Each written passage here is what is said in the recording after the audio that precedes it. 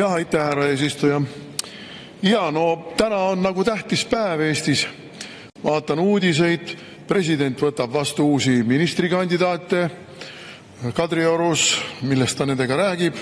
Väga raske on oletada, sellepärast et ega näod võivad küll ju uued olla, aga kombed on vanad. Kombed on vanad ja viivad tagasi sellesse aega, kui sundsüstimised olid ja lubati, et need lapsed me süstime ära nii kui nii. Ja siin ekrelastele mingisugused kuvatõmmised liiguvad, lubati isegi kuule pähe lasta. Et noh, see on iseenesest kõik väga huvitav. Teiseks muidugi kandidaatide hulgas on üks, kes on Putini võimuloleku ajal lõpetanud Moskva Lomonossovi nimelise ülikooli ja pärast seda isegi mõnda aega Venemaal töötanud. Ja see ei tekita nagu selles julgeoleku olukorras, mis pidi meil olema nii kriitiline, et kohe tuleb Vanka üle piiri, kohe kogu Euroopa variseb kokku, ehkki Venemaa Ukrainast jagu ei saa. Et see mingit huvi ei ärata kelleski. Meedia korra mainib ära ja siin meenutame nüüd natukene ajalugu. Meenutame ajalugu, kuidas kolleeg Kert Kingo ei kõlvanud kuidagi ministriks. Ei osanud ta inglise keelt, ei tahtnud ta reisida, ei olnud tal kompetentsi selles valdkonnas. No absoluutselt kõlbmatu, aga näe nüüd. Terrase poiss on nii kompetentne, et on lausa vanaisa kõrval, oli vist vanaisa, vasika raske sünnituse vastu võtnud, tähendab lehmsünnituse vasika sündimise vastu võtnud.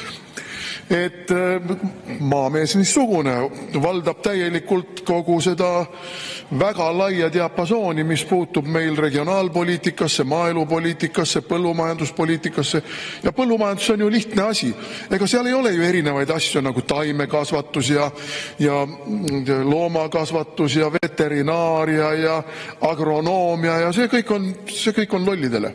See on nendele lollidele, kes kunagi õppisid sellises asutuses nagu EPA ehk Eesti Põllumajandusakadeemia. Seal olid ju lollid maamatsid. Intellektuaalid valdavad seda kõike loomulikust intelligentsist ja ei pea midagi õppima. Kõik tuleb iseenesest. Aknast vaatame välja ja näeme, et täna päike paistab, täna läheme külvama. Selline külvivolinike mentaliteet paistab siin olevat sellega seoses.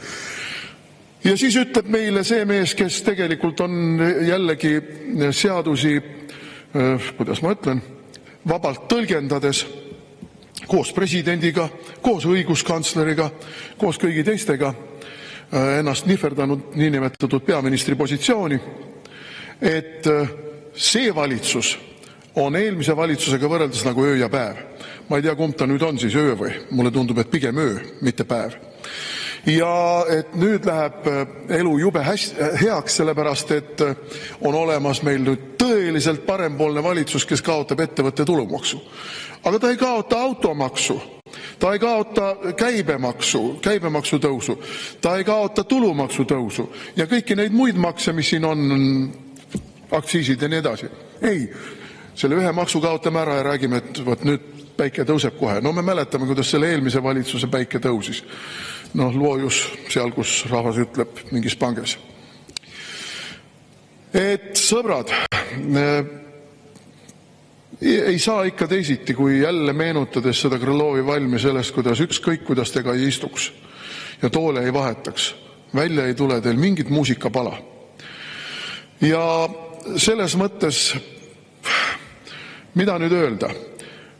Minu arvates on meil praegu selline ajalooline momentum, et kui me paneme siin opositsioonis seljad kokku ja kui meie head kolleegid Isamaast peavad ka silmas seda, et nemad võivad olla täiesti potentsiaalselt järgmises valitsuses, potentsiaalselt, siis me saaksime selle valitsuse päris kerge vaevaga kukutada.